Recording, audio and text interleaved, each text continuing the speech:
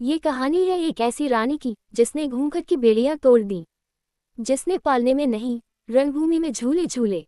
ये कहानी है मणिकर्णिका की, जिसे दुनिया ने झांसी की रानी के नाम से जाना। 1835 में बनारस में जन्मी मणिकर्णिका बचपन से ही अलग थी। आम लड़कियों की तरह गुलियों से नहीं खेलती थी, तलवार, घुड़सवारी और धनुष बाण में माहिर थी। बचपन से ही उनमें एक आग थी जो किसी भी अन्याय को देखकर भड़क उठती। जब उनकी शादी झांसी के राजा गंगाधर राव से हुई, तब वो बनी लक्ष्मीबाई, झांसी की रानी। लेकिन ये शादी केवल एक रिश्ता नहीं थी, ये थी एक जिम्मेदारी। रानी बनने के बाद भी उन्होंने राजमहल के पर्दे में छिपकर बैठने के बजाय राज्य के मामलों में दखल देना शुरू किया।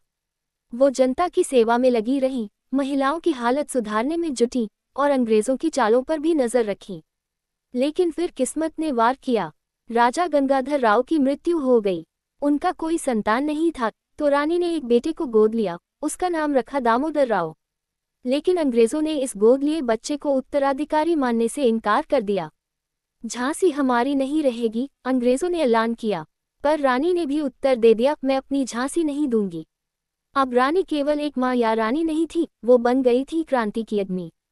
उन्होंने सेना तैयार की, महिलाओं को भी युद्ध कौशल सिखाया, खुद तलवार उठाई और बन गई वो मिसाल जिसे भारत सदियों तक याद रखेगा।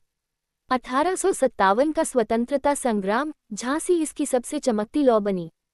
जब अंग्रेजों ने हमला किया तो रानी ने अपनी छोटी सी सेना के साथ वीरता से लड़ा। गोद में बच्चा था, लेकिन हाथ में तलवार थी।